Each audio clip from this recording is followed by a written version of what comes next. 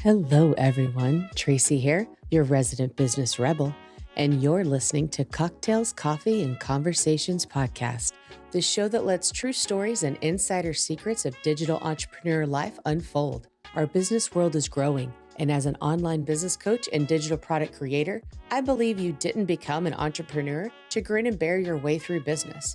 So I'll be your guide as we drop in on coaching calls, have intimate sit-downs with online personalities you love, and discuss ideas, opportunities, and strategies circulating our online world. So pop in your earbuds, tap follow, and join me as I demystify this thing called business. And then I was seeing all of this, oh no, but you have to have these kind of offers and it has to be this sort of pricing. And I was like, what? It's like, but no, like why is everybody selling freedom, but with the prescription that it has to be done under these conditions? I was like, this is absolute madness. Yeah. And one of my favorite sayings is says who? Welcome in, everyone. Today I am joined by Belinda Weaver of Copyright Matters, and we're talking about giving yourself permission to experiment, drop long-held labels, and see what life is like beyond conforming.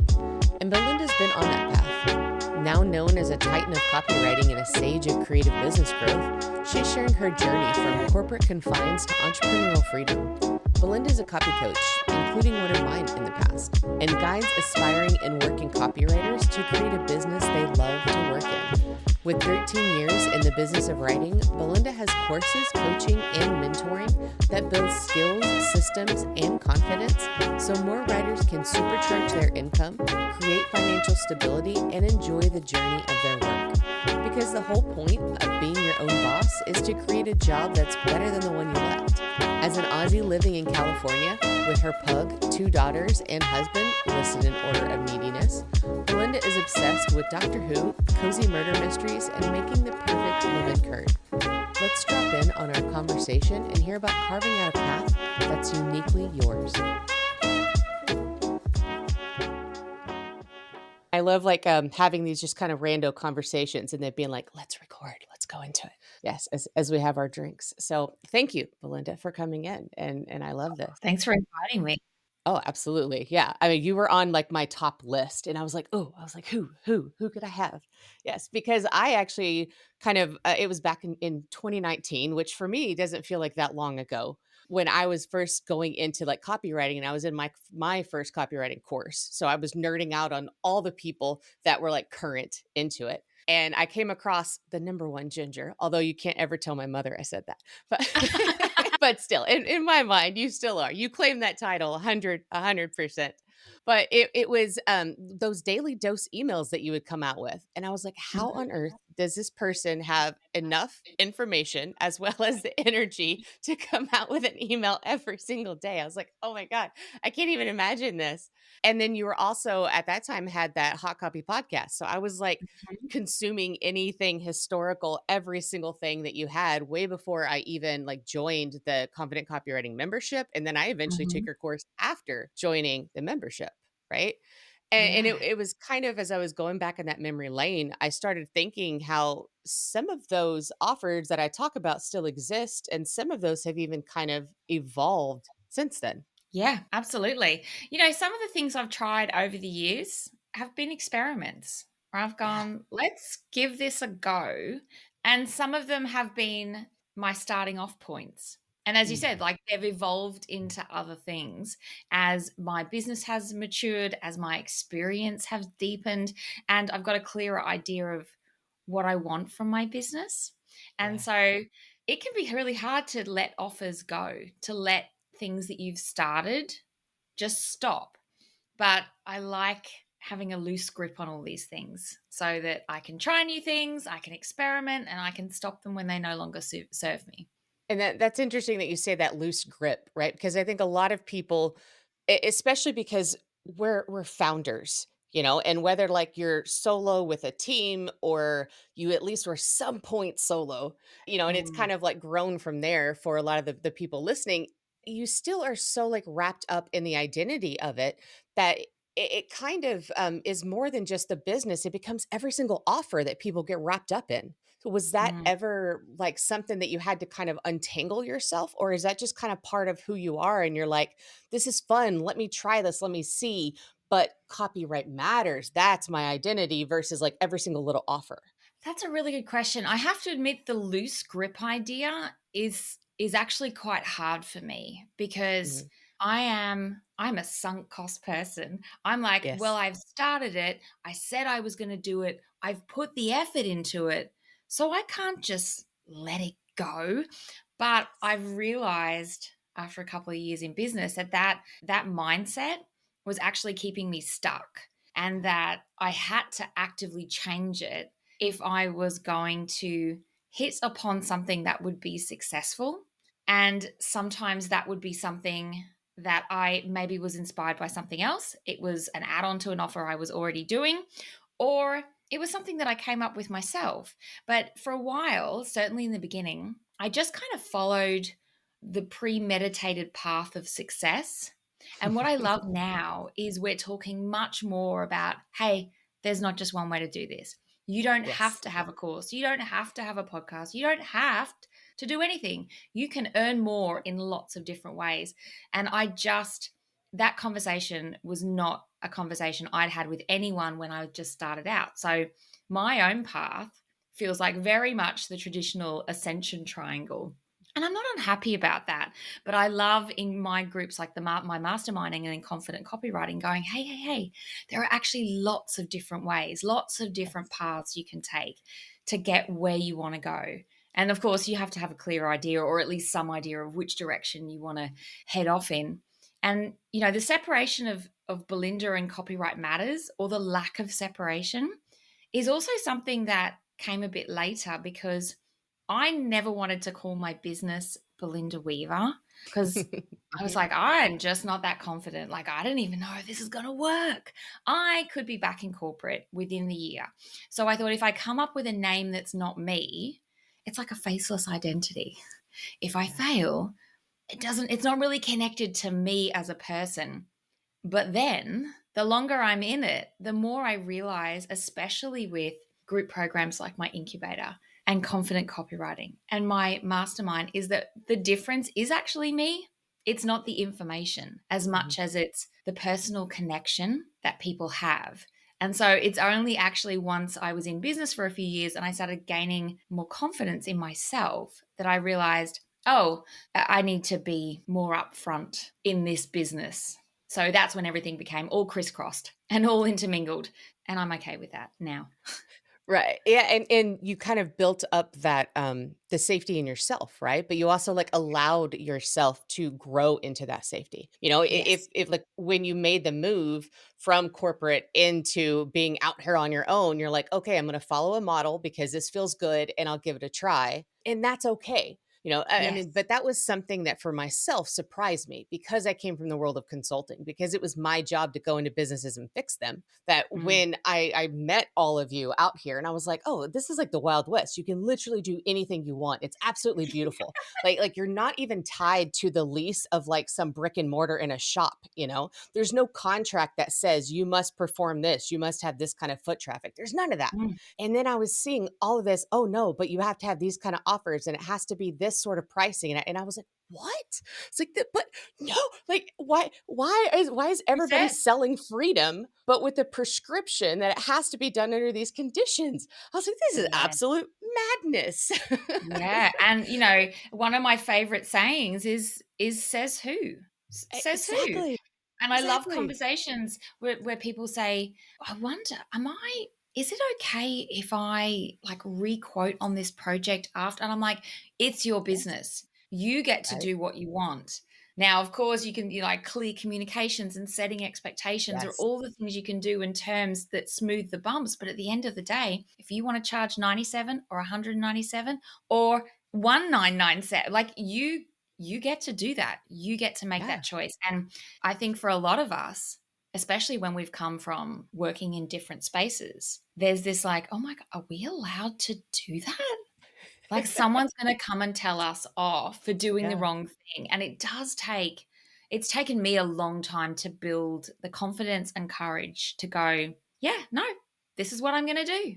I get to make the rules for my business Mhm. and my life. And it's very liberating. Right? It is, it is, and that's whenever you really get to taste this idea of, "Oh, wait, it is my business." It's like, "Oh, Yeah. this is why I was wanting to do it," you know? And it does kinda take a little bit of that, thickening of skin probably for a lot of people because there is so much of that emotional, attachment to it, right? And Yeah. that, "Oh gosh, I have all of these, financial obligations and, personality, obligations and attachments and pride and all these things that are wrapped up into it, right? Because you have to see your Yeah. partner, you have to see your family, you have to see your friends, and and not feel like a flake or a fraud or a fill in the blank, right? So Yeah. it's okay to like follow those things to an extent, but you do have to kind of come to that point and be like, well, I don't wanna, and that's okay. I'm not a toddler who has to just do it because they said so. you know, Yeah, and I've always really admired people who are yeah. the rule breakers, who go, "I'm a Mm. disruptor. I'm always going against the grain." I love that so much. It's not me though. It's not me at all. I'm a total conformist. But I also know that in order to build the life that I want and to reach the levels of success that I like, which is, not necessarily to the ends of the earth, but to have that, I need to push myself to do a little bit more than I'm necessarily comfortable with. Yeah. And, I think entrepreneurs, whether you call yourself a freelancer, a small business owner, an entrepreneur, whatever that title is, when we are our own boss, we have to be into personal development in a way Mm, that I think definitely. when you have a job working for someone else, you don't necessarily, it doesn't consume you in the way that I think it consumes a lot of us, because we have to look inside, we have to deal with fear, we have to face the imposter complex and comparisonitis, like all that kind of stuff. Just to get through the day, we have to work on all those kind of aspects so that they don't cripple us. And I know I talk to some people, and my husband especially, and I'm like, don't you think about this kind of stuff? He's like, no, not at all. I mean, a little, but not like not like this. And so it's, personal development is also not a luxury when we're our Mm. own boss. It's so true, and I've actually very much had to unlearn a lot of things, and not just, like, from corporate days, but from all of the school that I've done, right? Yeah. Because I did 3 undergrads and an MBA, and my MBA was in strategy.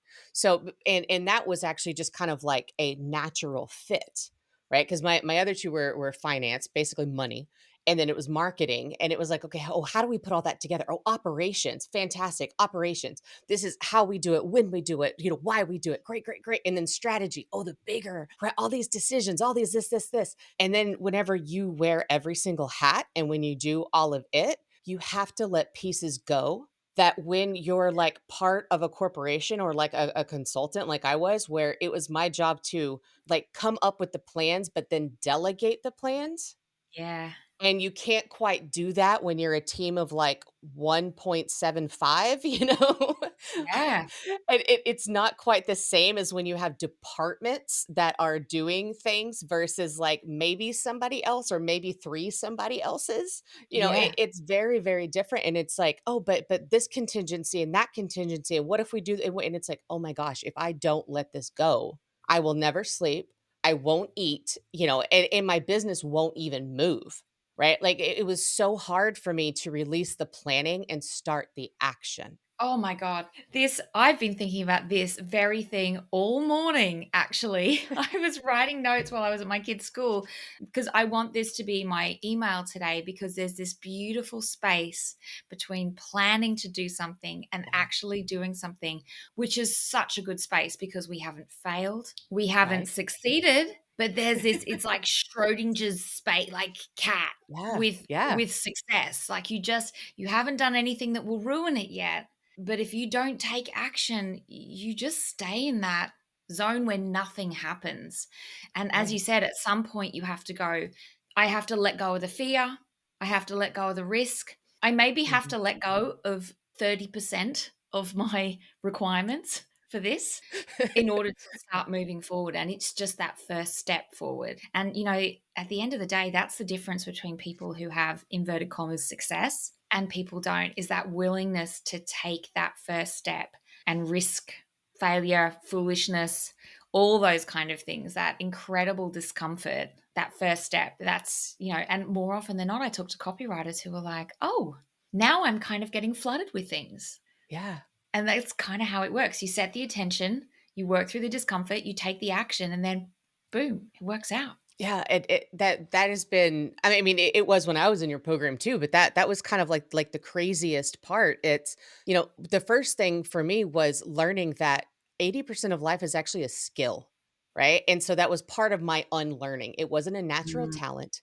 It Mm-mm. wasn't even like what you do or don't have access to. It was willingness to put yourself out there and learn something new, which for me Mm-hmm. was learning this magical thing called sales messaging, which was copywriting, despite again having a degree in marketing.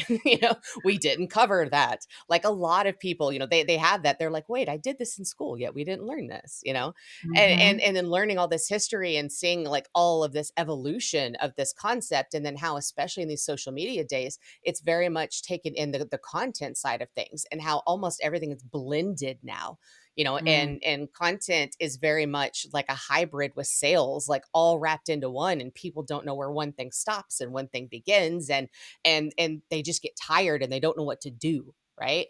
So Mm. there's been a lot of that. Oh my gosh, if I would have known as a child that most of life was a skill versus a talent versus an access issue versus a fill in the blank, what on Yeah. earth would I, would have done? Like how would that have been different? Like that's how many sports would I have tried? How many things would it have been? Because I grew up in a time before like brain plasticity was really a concept, Yes. right? It was like, oh, okay, you were given a test and you either were over here or you were over here. Aptitude was a thing, even, in physical aptitude, right? It's like, oh, you're great at this, great, go do sprints, go do gymnastics, go do fill in the blank, right? Yeah. And these other things won't fit you. And that's how so many people who are currently adults fell into their jobs. Oh, yeah. Yeah. Yeah, I mean, I spent 10 years in IT as a Right? computer programmer. So the wrong job. Absolutely Yeah. the wrong job for me. And it was a total misunderstanding of our physical minds, because Yeah, we didn't understand that we could rewire them, that they actually grew and that they changed and that they evolved. It wasn't just our bodies that grew. It was all of our like neurons and our synapses and all of our little, pathways and moldings that actually changed. and everything's up for grabs. Yes. Yeah, and it's like, "Oh, wow. How cool is this?" I Yeah. wish 1998 elementary school me would have known this, It's like that would have been absolutely amazing, but your kids do, and, like all of Yes. these other kinds of and the people that you now get to teach inside of your memberships and in your courses. It's like, guess what? There's these magical things that it's not too late. Old dogs can very much learn new tricks, right? All those 100 idioms are gone. 100%. And one of the things I talk to my kids about as well is like that walking towards sucking for a little bit. Like you're going to try Yeah. something new. And in our house, we say, let's suck at something for a little while. Let's just suck at this for a little while and then we'll get better.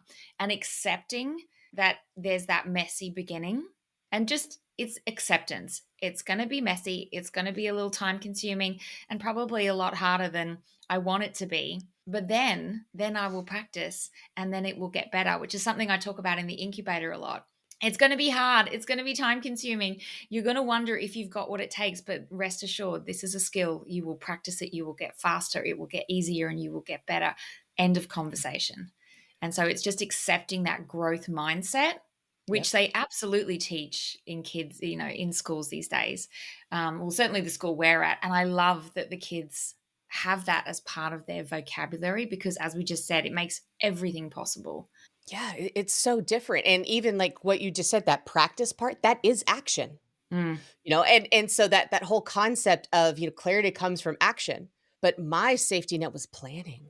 If I yes, could me plan, if I too. had these contingencies, if I had these things, if I had my master charts and my lists Oh, and all of that, it's like, oh, then I would know what would happen and I would have 15 other ways it could happen. It's like I yeah. had all this stuff and it's like, but I have yet to actually take a step.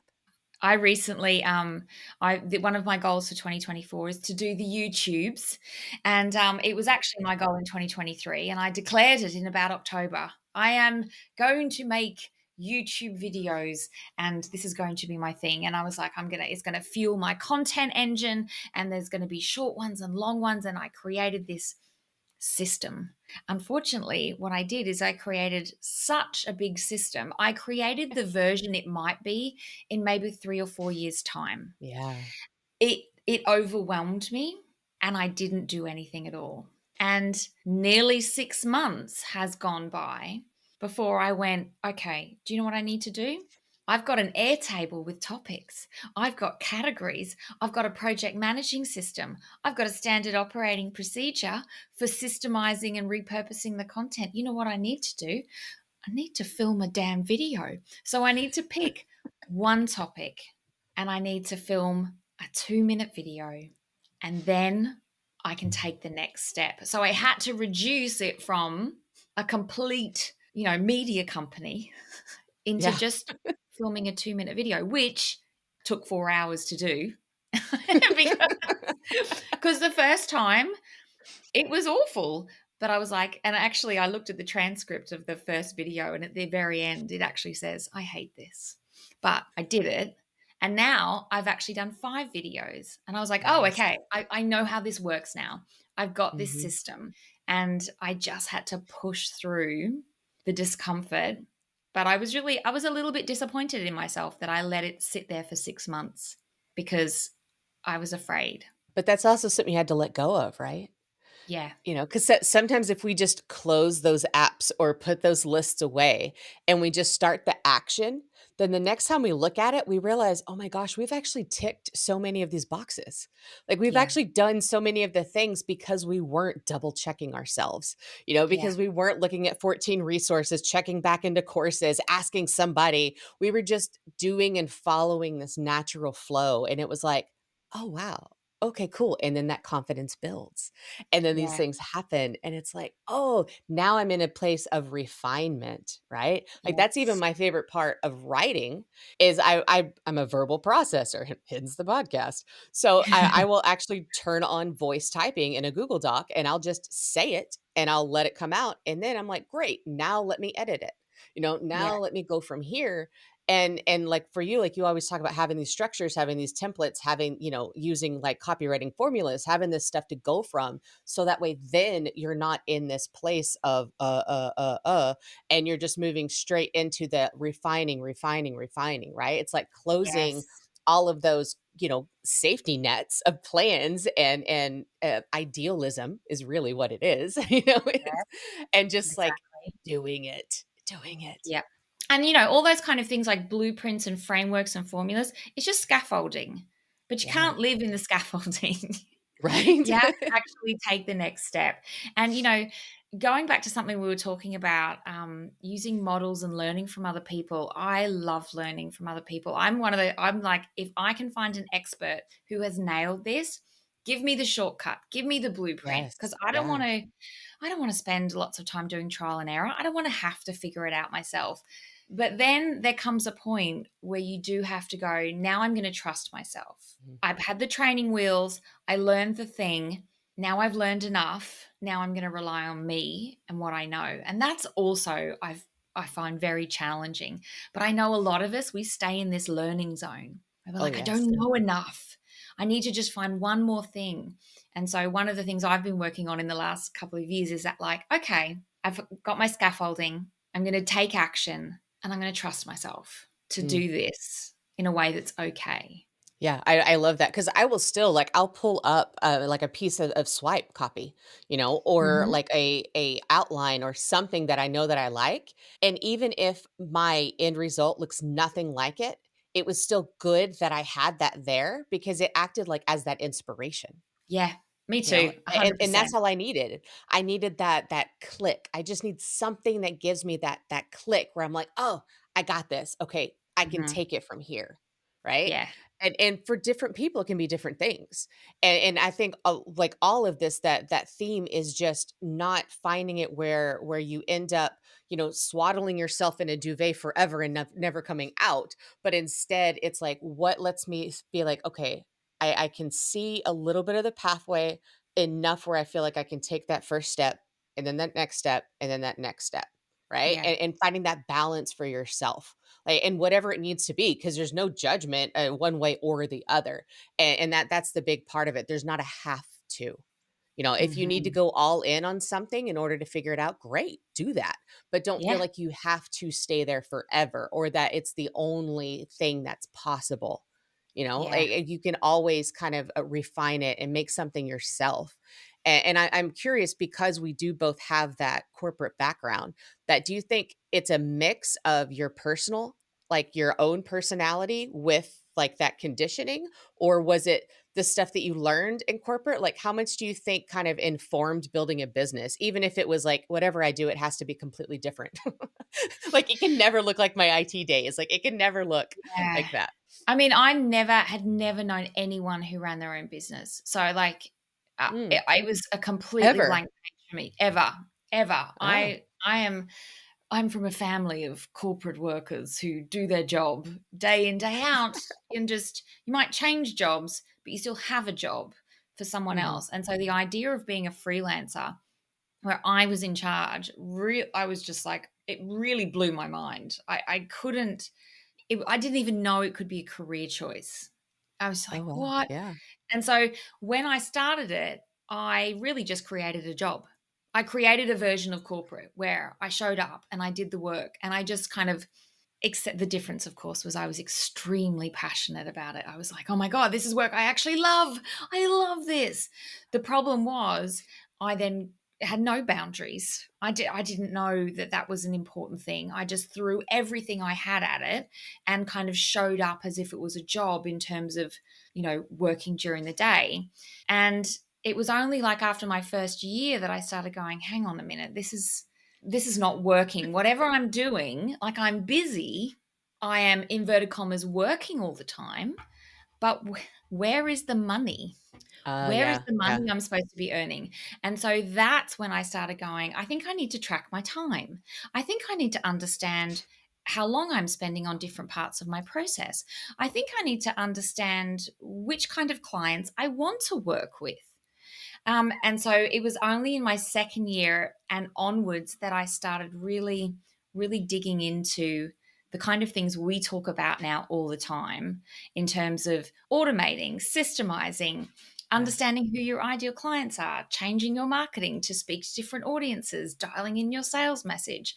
But at first, I just went, oh, I have a cool job and no supervisor. So it was a bit of an interesting journey. And I also love that now I can pass that kind of experience on to new copywriters to go think about this stuff early. Because Yeah. what we talk about is we start our own business to get more time, choice, and freedom. And then we create a job that requires us to work all sorts of hours. We have no boundaries in place. And we're like, oh, I have no time. I have no freedom. And I'm not really enjoying this anymore. And And you've so never paid yourself.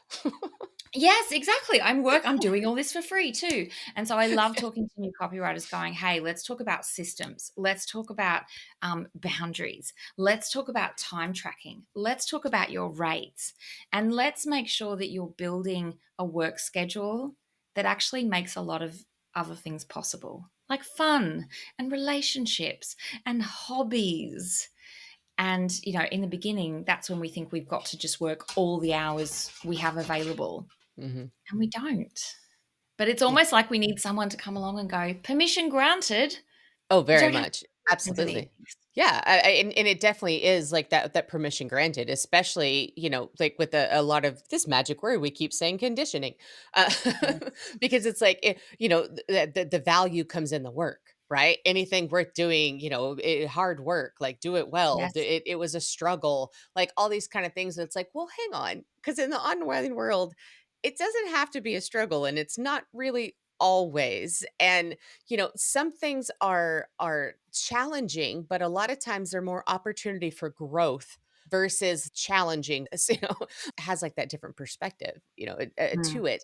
And I think that's kind of a big shift, especially if we're talking to people outside of our world. If we're talking to different generations or people who have always worked in corporate or always worked for somebody else, there's kind of that disconnect, I guess. Do Mm. you find that a lot with the people that come to you that are like, I don't even know how to talk to my partner, let alone, my best friend or my parents or my fill in the blank? That's a really interesting question because, firstly, there's the things we've got to do when we run our business that we might not have had a lot of practice in, like managing our own time and Yeah. working to deadlines without someone being our boss. But as from a copywriting point of view, I had this question come up in the recent cohort of the copywriting incubator where someone said, "How do I?" We were talking about walking through the moment, like you've got to walk through that moment where someone's experiencing a challenge or a pain point, and they're something's happened where they're looking for a solution, and as much as you can put yourself in that moment, it becomes a lot easier to then brainstorm, Yes. outcomes and benefits and things like that. And there was a copywriter going, I don't think I can do that. Like, how do I do that?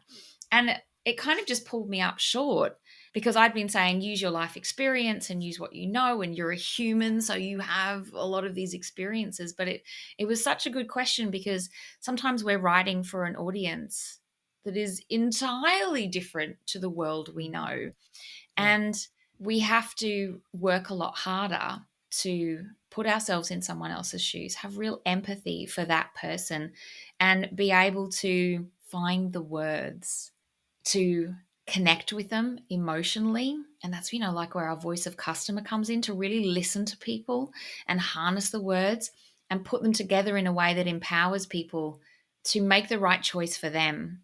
And that's where, copywriting is so powerful and impactful. It's all the humaning and all the emotion together. And when people say it's just, just putting some words together, it's really not.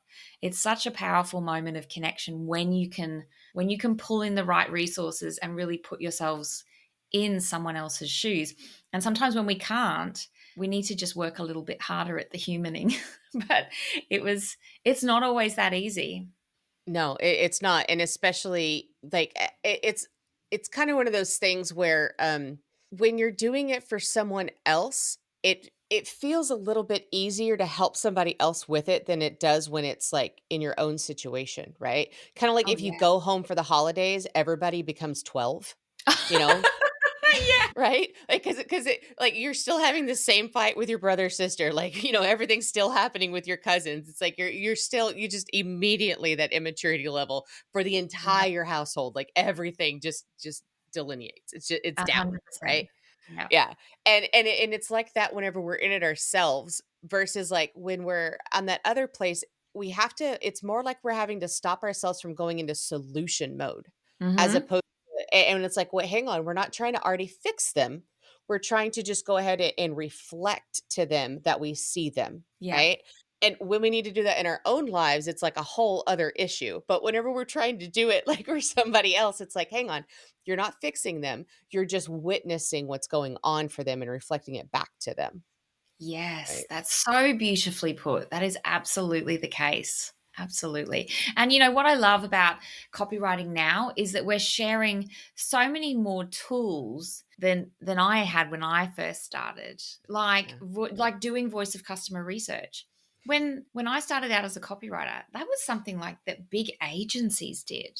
Mhm. Regular copywriters didn't do that. We just listened and guessed and kind of used our own experience a little bit to imagine, which is still really, really important skills. But now we have more tools where we can say, I don't just guess this is how the audience feels. I know because they're telling me. I Yeah. spoke to them. And so I love that those kind of processes and systems have been normalized because they just lift the whole industry, which is, where ChatGPT starts coming in. Like we do have to be more intuitive and creative, and the humaning is just has to be a little more on point to really make that connection. It does we were talking about ChatGPT today and how, it, like, constantly speaks in metaphors, and I was like, "Yeah, 1, we now know, like, what the machines think of us," and 2, Yeah. it's like because until we all started putting stuff in it, yeah, it was learning from, like, the stuff, from the literature where the copyright had already expired. So, yes, it Mm. was really old, it was old prose and old literature and things where everything was quasi philosophical, I guess, you know? Yes. So any time like you wanted it to sound not like a computer, it suddenly thought it had to be a metaphor, and all this Yeah. kind of crap that like gets spit out. And it's like, wow, it's like what does this like AI think of us? You know? It's, Yeah. that's just like how we go around and talk to each other, you know. But it is, I mean, that kind of like goes into this again, like this new evolution of business that you're talking about. Are Mm. you looking at just teaching it as a tool? Is it like becoming a focal point? You know, like so many people are hanging their hat on it, you know, Mm. and they're like, oh, this is the future. All right. So I'm going to stop teaching everybody what I was teaching, and I'm now just gonna like solely talk about that. I mean, these kind of software helpers are things that copywriters have used for decades. You know, it might not have been version 4, you know, but I mean, as long as this stuff has been around, I mean, really, like, I mean, that's what these formulas are that we've been using.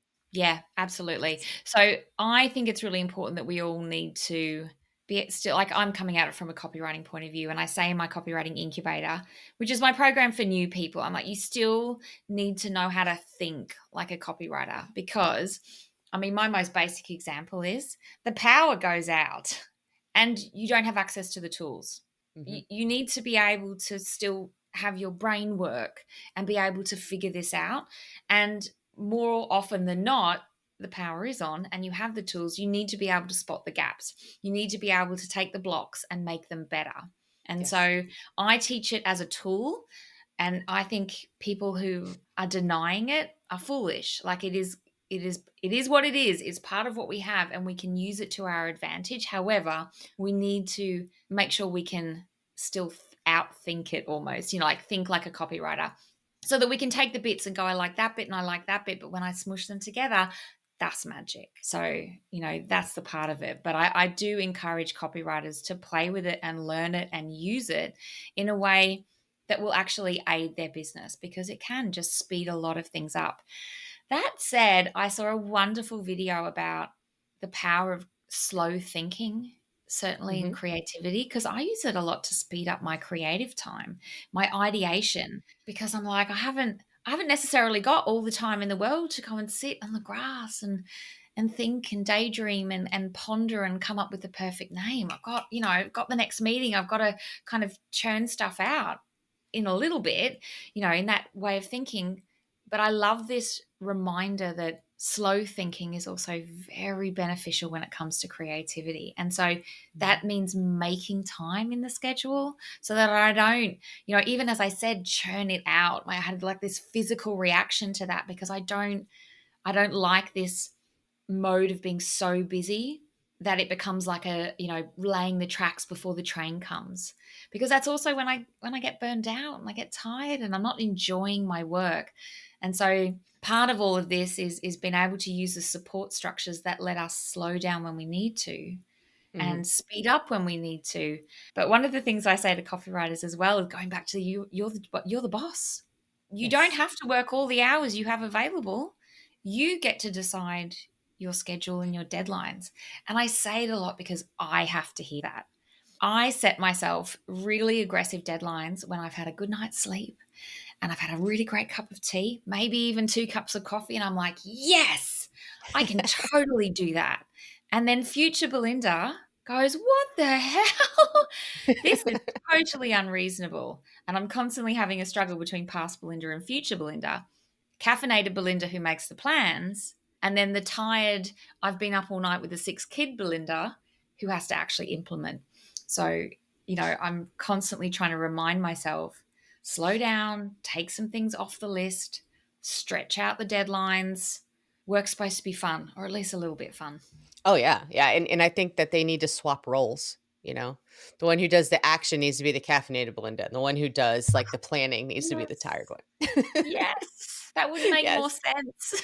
Yes. It's like, let's swap this, right? And I love that, on our idea of metaphors, it's like what'd you say? The laying the track before the say that one? What Train was it? comes. Yeah, Yeah, laying the yeah, track and before the it's like train comes. Yeah, and it's like you look back and it's like, "Oh, wait, the train's not even coming anymore. Oh, okay, never mind." It's like you lay this whole track and it's like, "Oh, the train went the other way," or "It's been decommissioned," like it Yeah, doesn't even exist. And we were so, like, hyper focused on this one thing that you don't even notice, right? yeah. Yeah, and that tends to happen. So what is, like, one piece of advice that you would give to someone who is in the middle of this kind of I'm looking at my offers, I'm looking at my products, I'm trying to figure Mhm. this out. I've been around for a couple of years and I want that permission slip. I want that thing that just kind of makes me go, "Oh, this feels good again." Do you know what? I think I would say give yourself permission to play, like experiment. And that came about from, I really am reminded of that because I had a conversation with a copywriter in my mastermind and she kept going, but how does this offer go to that offer? And what happens after that? And how do they connect? And how do they, and I was like, hey, whoa, let's just see if the first one works. Mhm. Let's see if that one lands, and then, because she was in her head, she was designing the sales page. She was like, but these are two things and they fit together. And how do they lay it out on the sales page? And I was like, you're about 6 months ahead of the first step of just getting a couple of beta clients for step one. You're on step six. So let's do step one. And her body just, like, oh, relax. And I think that's because I do this all the time. I'm like, let's over engineer the whole funnel from this one spark of an idea. And I think when it feels like play, when you allow yourself to be an experimenter, a lot of that pressure is relieved. And there's also that question of like, do you actually like doing this? Because more often than not, when we ask that question, there's one thing where we're like, ugh, I hate it when someone buys that, or I hate it when someone books that, or I wish I could just cut that one out. So stop doing it. If you don't, if you don't really get excited about it, just stop. And that's scary. It's really easy to say on a podcast, but having that fundamental permission slip to stop doing something because you don't like it, Right? granted. I think, joy should be the through line through everything. And that doesn't mean we have to love everything. It doesn't mean we don't do difficult things, but being able to go, do you know what I'd really love to do? Or do you know how this would look? I really wish this would look. Like, ask those kind of questions. And I'm always asking myself, what would this look like if it was easy?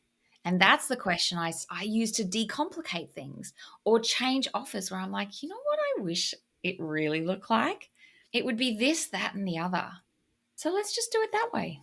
Say, let's just build it that way, and that part where like her body physically relaxed, right? It's like Yeah. noticing physiological signs in yourself, because of course good posture is one thing, but that tension or where it's so common in your body that you don't even notice, until Yeah. you're like, "Gee, why does the middle of my back, why is that sore? Like right at the bra line. I don't understand." And you're like, "Oh, because you're constantly arched and you're barely breathing."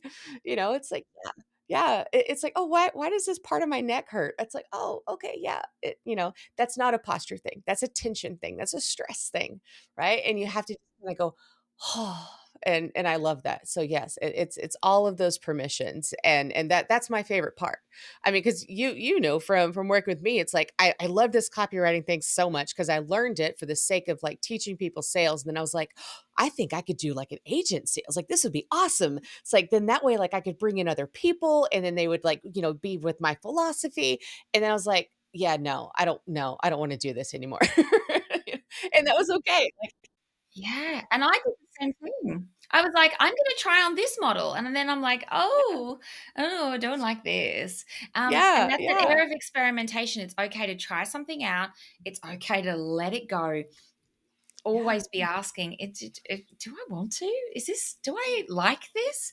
Is there a different Yes. version that I would love?" Because we all have that version in our head where we're like, oh, I wish it would be like this, but that feels too easy, or Mhm. that doesn't feel hard enough, and I've got to put in my dues, or I'm not sure I'm Right. allowed to do it that way because I might enjoy it too much. It seems a lot of fun. I was like, no, no, no, Yeah. go with that. That's the one. Yeah, yeah, I mean, because like, what I was building, it was successful. I had lots of clients, and then I was like, "But I don't like it." Yeah. I was like, "So I'm just gonna end with them and release it." It's like, even though it was, like, a lot of money, it didn't matter, you know? Yeah. And it's like, so let me instead build the part that I do like. And that was kind of, that crazy, ness to it, and what you were talking about, that sunk costs all the way back, at the beginning, that's one of my favorite economic principles, because you do have to go, "Okay, I'm gonna be a little callous here, and even though I put all of this stuff in it, it doesn't matter. It's Mhm. irrelevant to my future. Yes. So, I'm cutting it off, we're closing it, it's done," Yep. you know? Permission to be happy. Yeah. Yes, and to look at the now and the future instead of constantly, like, reliving the past and "Oh, but I did. Oh." It's like, "Nope, it doesn't matter anymore." Yeah. So, I I mean, love that. if I'd done that, I'd still be in IT because I went to uni for it. I did a Yeah, lot of years in various jobs, but didn't like it. Didn't yeah. like it. So, if people want that permission slip from you, what's the best way to find you? Oh, my website, copywritematters.com is my website. You'll see my big ginger face and some hummingbirds because I'm obsessed with hummingbirds. And that's where I have free content on my blog and all sorts of cool stuff. My programs, where whether you're at a beginner or you're in your growth stage or you're looking to scale, lots of different ways that you can work with me.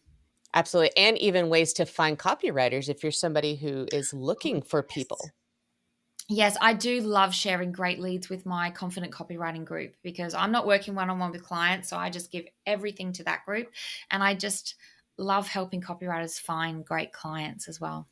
Yeah, so whether you're wanting to learn the skill or find some fantastically trained people, you will find them through Belinda. I will just say that. So thank you again for being with us today. Oh, no, thank you. Great chat. I really loved it.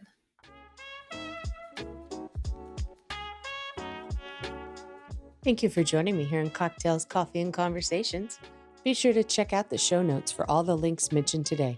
And while you're there, I'd love for you to rate and review the show. And if you have a topic or question you want me to answer, I want to hear it. Head to traciepatterson.com/AMA and ask me anything about business. If I don't know it, I'll bring it up with one of my guests. Until next week, be well and have some fun.